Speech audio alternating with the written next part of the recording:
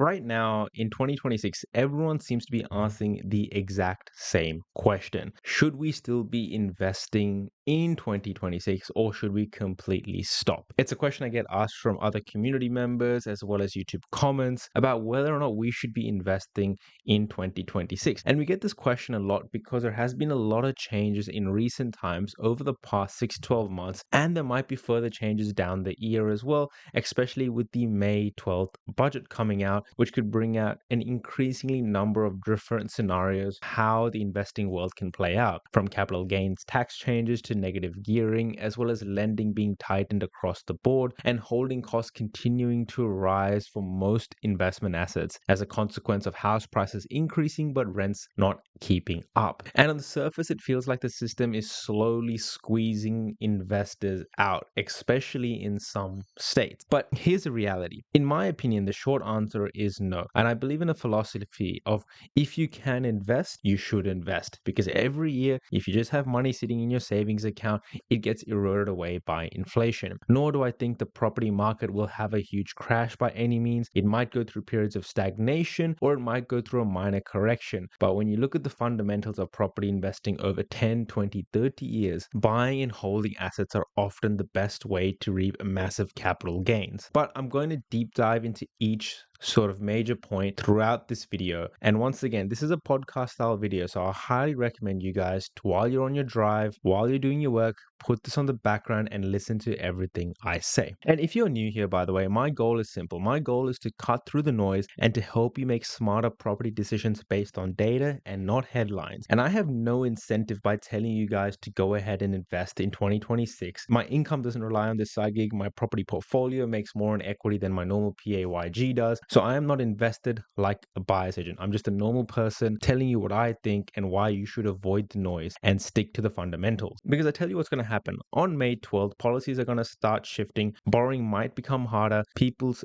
natural default will be towards fear and they step back. They wait. They sit on the sidelines hoping for clarity, much like what a lot of people experienced during COVID. But if you're a smart and educated investor, well, then you'll know how to time the market. You'll know how to be selective about which market you enter, and you'll be able to make the right decisions going forward. And one thing I also want to put a little teaser, an Easter egg, is the fact that Australia is becoming more and more like a K-shaped economy. And this is not something that I have said. This is something that other property gurus have said, other BAs have said, and general economists. And it's something you can see more and more happening. So let's get into the first one. What's actually changing in 2026? The first thing is capital gains. Now, capital gains at the May 12 budget is most likely to change. The second is negative gearing. And the third is around lending, where borrowing capacity is becoming lower, it's becoming tighter, serviceability buffers are higher, banks are stricter, APRA's tightening. And that is all causing a little bit of a shift in the market. If capital gains tax concessions were to be wound back to the older system and negative gearing was tightened, say limited to 2 properties, from what I can see in the market,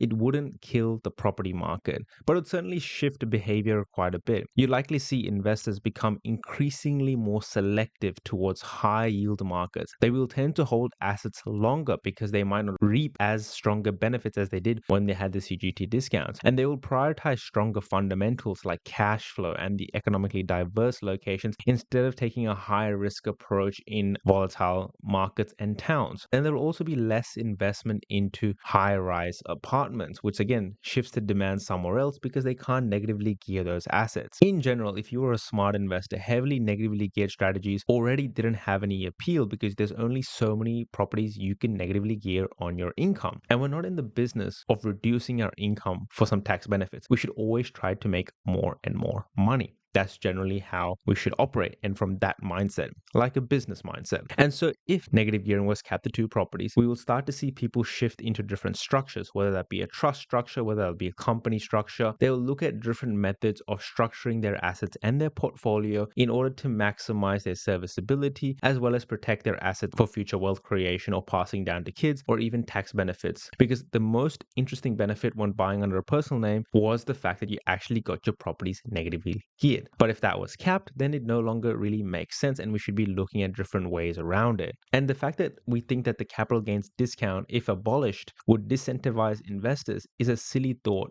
in my opinion, because regardless of whether the CGT existed or we had the older system where it's adjusted for inflation, it still would make sense to invest into the property market as a good wealth creating method. And the reason for that is if I'm going to make $500,000 in profit by buying and holding an asset, if I have to pay a little bit more tax to get that profit, then guess what? I would still do it. It still financially makes sense. I think the general BA space overhyped things and it makes people fearful. So whether CGT exists or not, whether it's negatively geared or not, I would still invest in property. And for that exact reason, I think you should too. But I want to go a little bit deeper from there. And this sort of becomes into what's been recently called as the K-shaped economy. We're no longer in a market where everything moves together per se. We're in a K-shaped economy. And what that means is that some parts of the markets are going up while others go sideways and even down at the exact same time. In fact, we are seeing this already in Melbourne, where it's a bit of a two-speed market where the higher end price points aren't really going up, but the lower end market continues to push up due to affordability and accessibility. And for the general public, a K-shaped economy means people's financial outcomes will really start to diverge a lot more than before. Some households will see rising incomes, job security, and asset growth, while others will continue to feel the heavier living costs, the slower wage growth, and less stability. In practical terms, it makes it even harder for many people to enter the property market as the affordability stretches and the property market's entry becomes higher and higher, right? In quite simple terms, when we have a K-shaped economy,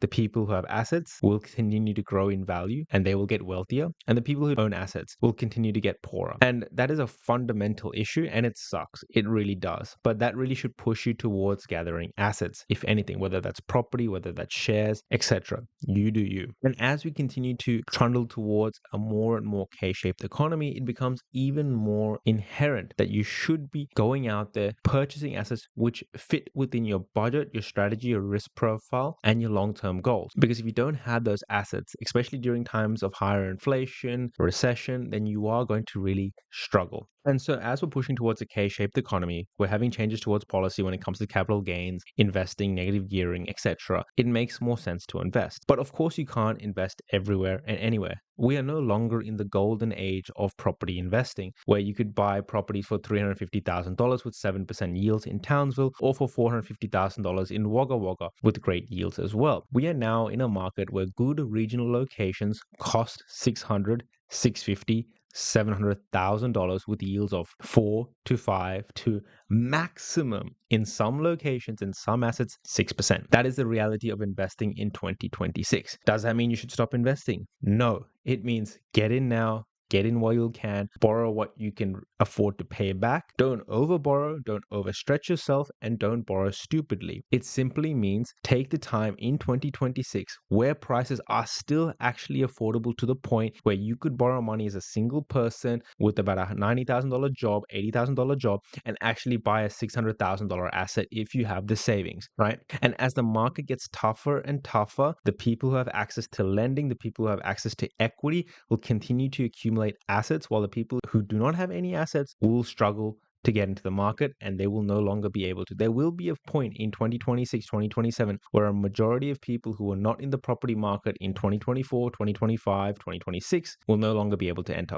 And so this is not me trying to create fear or greed or anything like that. It's simply saying now is still a good time to invest in the right location, be selective about which markets to invest to, and just get in. And if you have any questions at all, drop it down in the comments below. If you have any thoughts, drop it down in the comments below. I'm simply here to help another investor from one investor to help them achieve their goals in investing. I do really believe money in the bank account is pretty much dead money unless it's for emergency, unless it's for savings to a nice holiday. You need to make your money work for you. You need to have it in an asset, whether that's property, shares, or a business. Have the money work for you. People with assets will continue to get richer, especially as we push towards this K-shaped economy. And last but not least, don't read every headline, guys. Capital gains is going to change. Negative gearing is going to change. It's going to happen. There's nothing we can do about it. It's going to happen, but we will move in accordance with the policy changes because that is what smart investors do. We don't react in a bad way. We just adjust and continue moving forward. Till next time, thank you very much.